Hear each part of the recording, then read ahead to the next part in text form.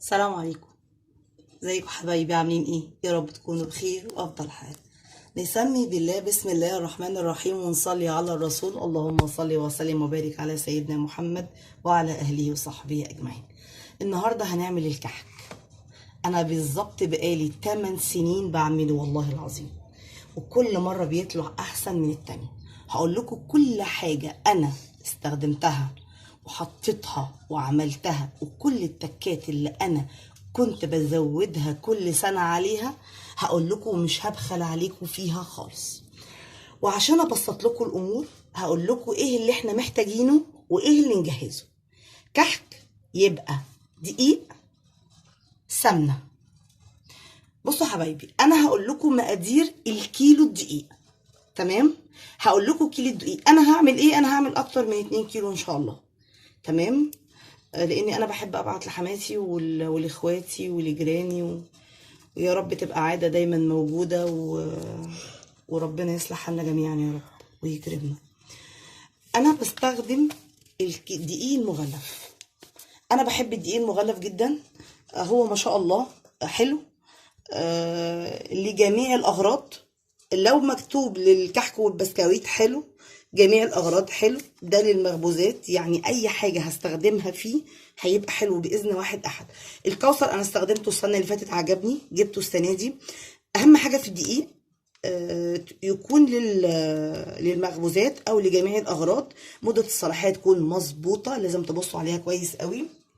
كيلو الدقيق بيحتاج 2.5 كوباية سمنه. انا هقول لكم بالكوبايات، مش هقول لكم بالميزان، لاني انا لما كنت بحب اسال على حاجه، لما كان يتقال لي بميزان كنت اقول لا مش عايزه اوزن، لا مش عندي ميزان. فانا هقول لكم كل حاجه بالظبط عشان ولا تتضايقوا ولا يبقى الحاجه صعبه عليكم. اول حاجه خالص انا هستعمل 2.5 كوباية. اي كوباية شاي موجودة في البيت بتشربوها، عنديش اي مشكلة فيها، بس بلاش مجات، كوبايات شاي. انا استخدمت سمنة بلدي. انا عشان هعمل اكتر من كيلو لازم اسخن السمنة، لازم اسخنها. ليه؟ عشان الكحك يقعد معايا فترة اطول. لكن لو انا هعمل كيلو واحد، 2.5 كوباية سمنة بلدي عادية بس. بصوا حبايبي، ادي السمنة انا كنت جايباها ومسيحاها. اللهم صل على النبي، اللهم صل وسلم وبارك على سيدنا محمد وعلى اهله وصحبه اجمعين. دي سمنه بلدي انا سيحتها وادحاها وشايله منها المرطه. فعشان انا مش هقدر استعملها بارده لاني هعمل اكتر من كيلو او هعمل اكتر من 2 كيلو، انا هدفيها، هسخنها على النار، مش هغليها، مش هقدحها، لاني انا قدحتها قبل كده فمش هقدر ان انا اقدحها تاني. اولا هتبقى حامية عليكم جدا، هتبقى صعبة وانتوا بتاكلوا الكحكة، هتلاقيه حامي على صدركم، ممكن يعمل حرقان، ممكن ما تقدروش تكملوا الكحكاية. فبلاش خالص ان احنا نقدح السمنة مادام انتوا اللي عاملينها في البيت وسمنة بلدي واحنا اللي قادحينها ومظبطينها.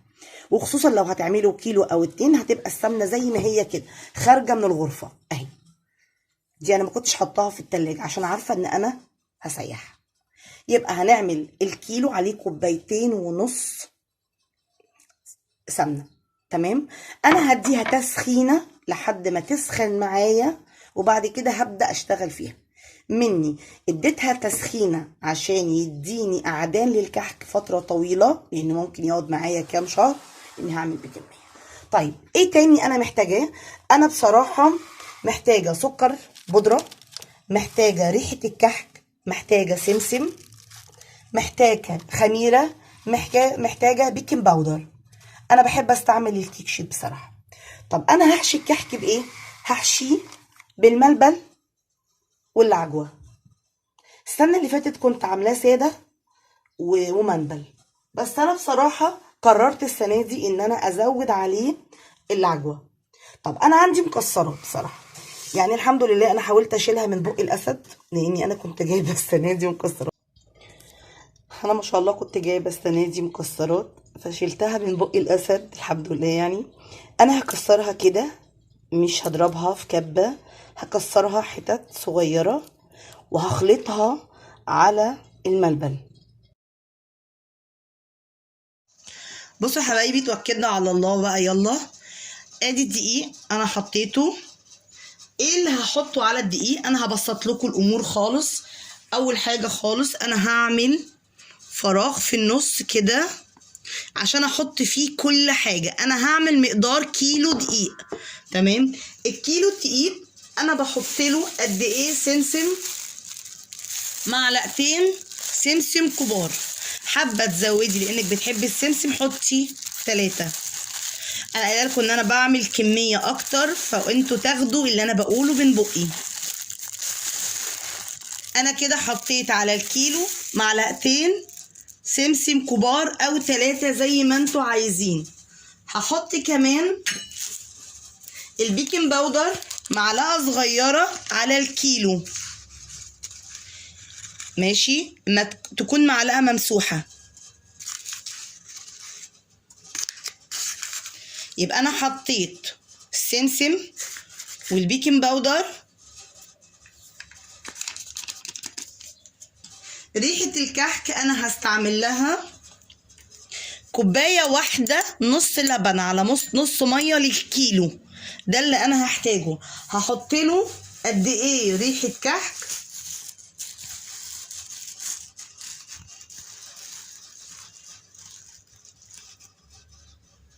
هحط هنا ريحة الكحك برضو، بس انا هحطها موجودة برضو مع السمسم والدقيق، تمام؟ هحط معلقة صغيرة هرم ريحة كحك او معلقة كبيرة زي ما انتوا عايزينها ممسوحة. هحط هنا الخميرة على اللبن والمية وهسيبها. معلقة خميرة انا هسيبها عشان دي اللي انا هلف بيها العجينة.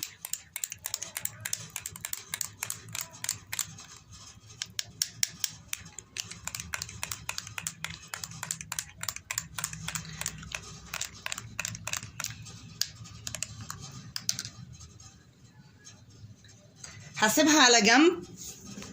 هحط معلقتين سكر بودرة عليها، بودرة يا جماعة عشان ما يبقاش في حبيبات كده وانتي بتعمليها.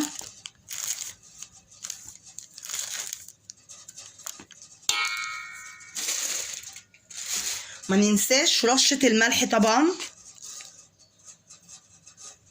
عشان السنة مادام فيه دقيق. هعيد تاني ايه اللي انا حطيته. هقلب كويس. يبقى انا كده كيلو الدقيق هاخد له 2.5 سمنة. هحط عليه معلقة ريحة كحك كبيرة او واحدة صغيرة هرم،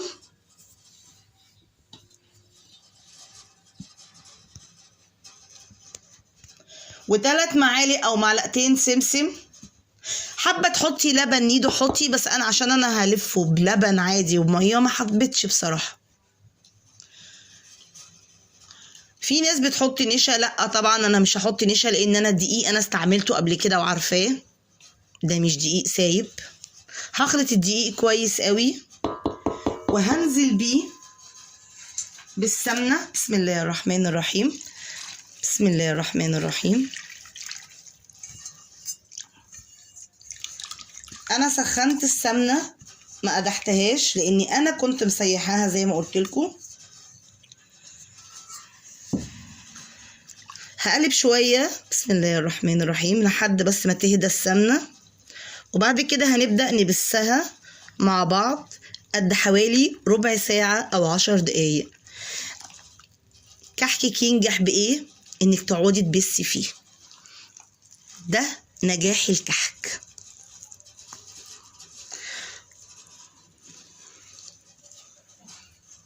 هي مش سخنه قوي. بسم الله الرحمن الرحيم. يبقى انا ما حطيتش غير السمسم وريحه الكحك وشويه الملح وشويه السكر. هلم الاول الدقيق بسم الله. خليته بس الاول كده كله بالسمنه،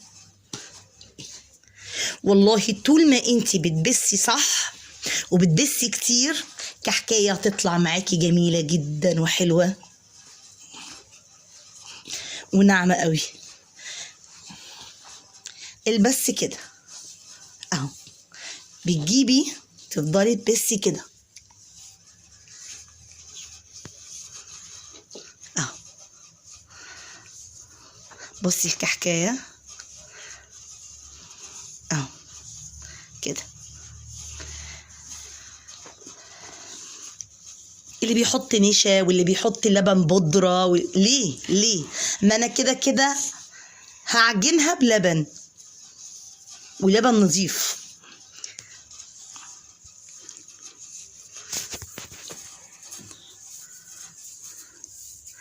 اهو هفضل هبس كده اخلط كله.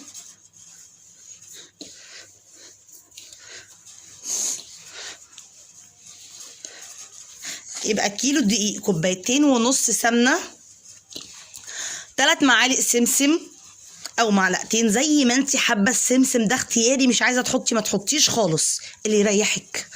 دي حاجه راجعالك انت وعيالك بياكلوا ايه. ومعلقه كبيره ريحه الكحك، ومعلقه صغيره بيكنج باودر.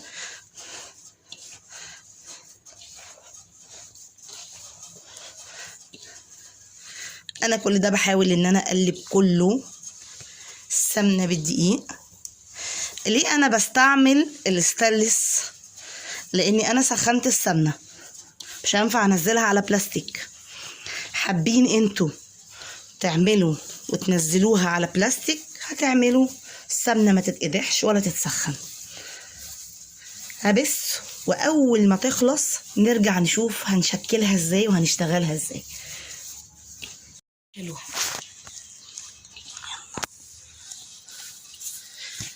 انا حطيت اول كوبايه، هلف عليها لحد ما تختفي خالص، وطبعا هنزل بالباقي لاني انا مش عامله كيلو. بسم الله الرحمن الرحيم. هنزل شويه بشويه. طبعا انا مش حاطه كيس خميره بس، انا حاطه كيسين، يعني حاطه 3 معالق كبار على كل كوبايه معلقه. هلف بيها. انا مش بعجن في الكحك، مش بعجن، انا بلم اهو، بلم. بصوا اهو عشان ما يعمليش عرق. انا مش عايزه عرق في الكحكايه، انا عايزه الكحكايه تكسر معايا.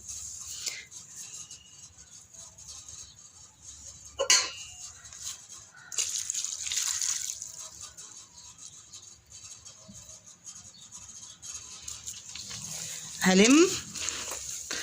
اتفقنا ان الكيلو عليه كوبايه نص لبن على نص ميه. هلم. ليه حطيت لبن على ميه؟ لان الميه بتساعد ان الكحك يقعد معايا فتره اطول. هفضل الم العجينه لحد ما اعمل لها اختبار في ايدي، واول ما بلاقيها ما بتتشققش خلاص.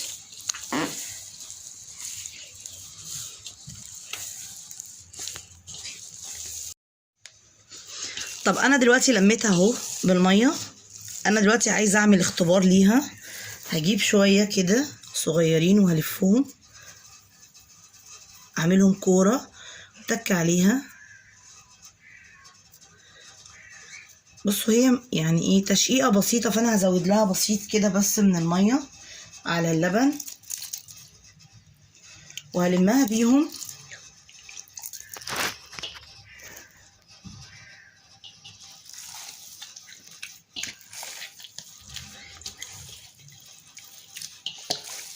هلم برضو، انا مش هعجن، انا بلم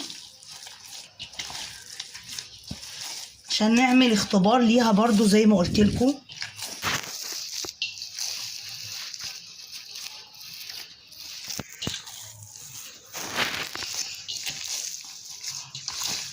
اول ما هخلص وابدا اشتغل بيها هتبصوا تلاقيها سمنتها بدات تظهر، بتبك فيها بتظهر. الم بقى بالعجينه كلها كده حواليا. هعرف منين ان انا ماشيه صح؟ بصوا العجينه مسكت اللي كان في ايدي كله، السمنه ظهرت لمعت ايدي خالص اهو.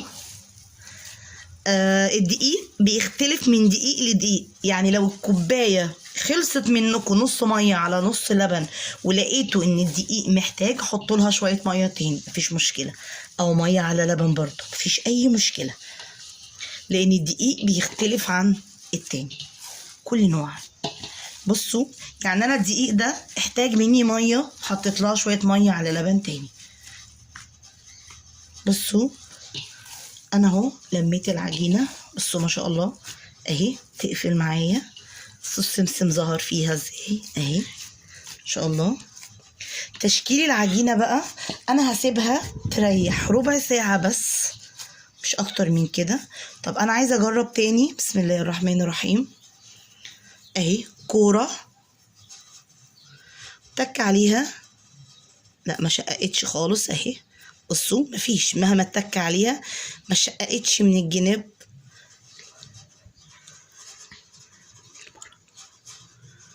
اهي خالص اهي.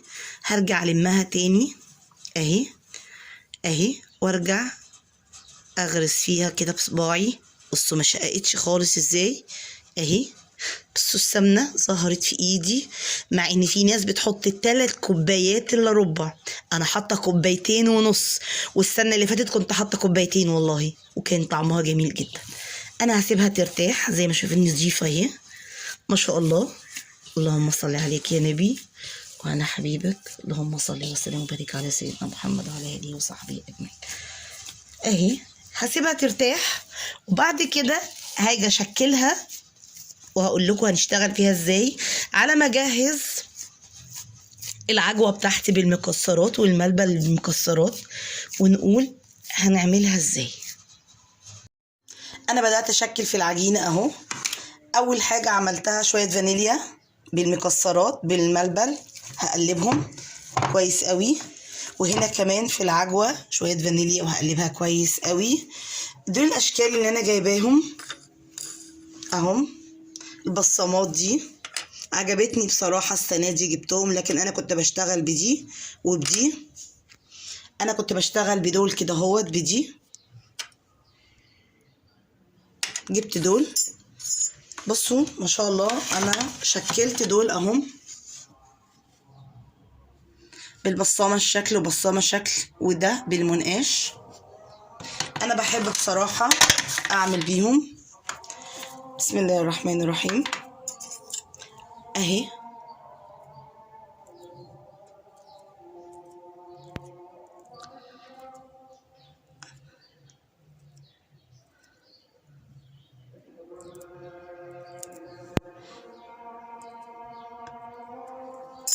انا بحب اعمل الاشكال زي ما تطلع معايا. هاخد حته على قد ما انا حابه اهي، احط لها عجوه مكسرات، هلف بيها كده، هقفلها هلفها كويس قوي. هعمل معاكم 1 و2 وهكمل الباقي عشان طبعا الكميه اهي. عايزه اعملها بالبصامه المره دي، هحطها وهمسك البصامه اهي.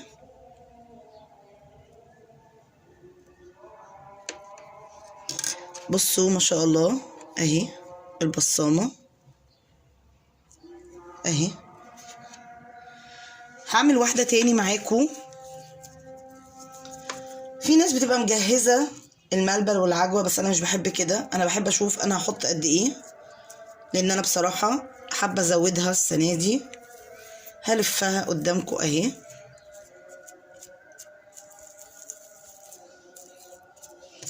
هعملها بالمنقاش برضو. بصراحه نقشه المنقاش بتبقى حلوه قوي، اما بتختفيش ما بتروحش.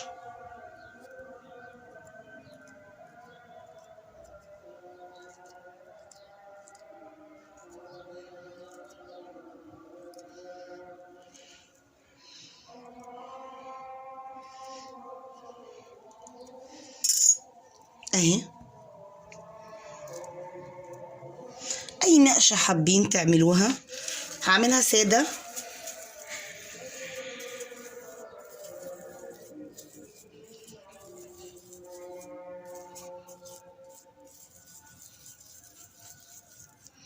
نعمل بالشكل ده.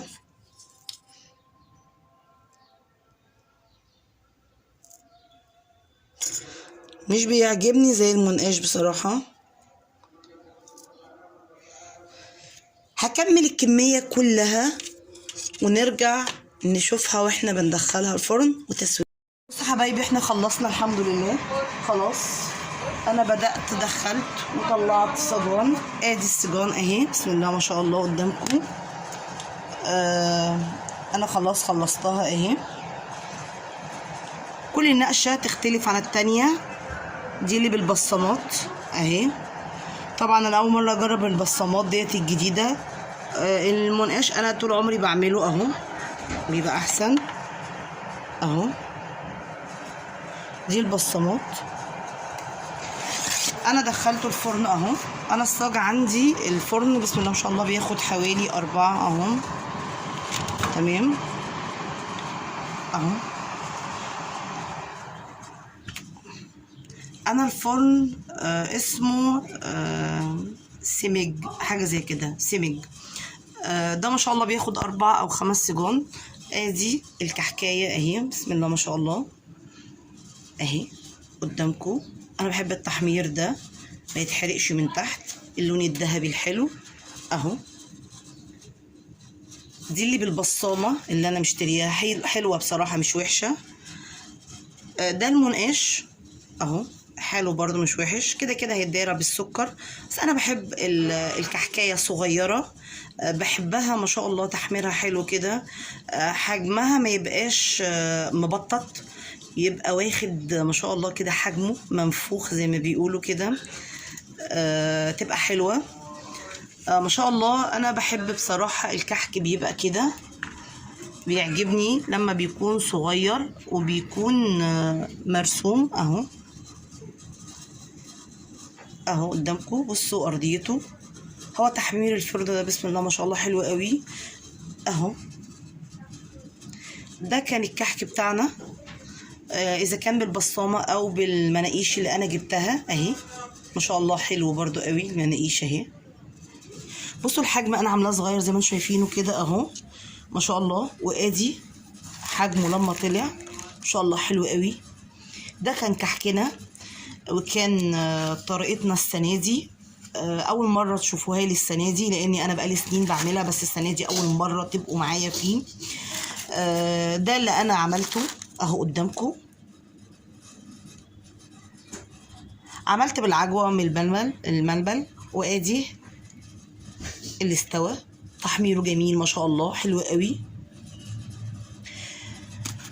يا رب تكونوا استفدتوا مني وكانت الطريقة سهلة وخفيفة عليكم وما تحتاجوش تسألوا أي حاجة. الفرن الطبيعي لو سويتيه فرن البوتاجاز هتشغليه على 180 وتسيبيها لحد ما تبدأ تحمر من تحت. أول ما تاخد اللون دي اطفي عليها أو طلعيها. ما خدتش اللون من فوق ولا على الشواية. لكن لو فرنك ادى التحمير من فوق ومن تحت خلاص يبقى كده تمام. اما الفرن العادي او الفرن الكهرباء ما شاء الله عليه ده بتدخليه بيبقى فيه مروحه بيسوي من فوق ومن تحت وبتطلعيها اول ما بتاخد لون من تحت. وده كان الكحك بتاعنا. يا رب يكون كان سهل وخفيف عليكم. وما تنسوش تشتركوا في القناه وتدعوا لي دعوه من قلبكم. والسلام عليكم ورحمه الله وبركاته.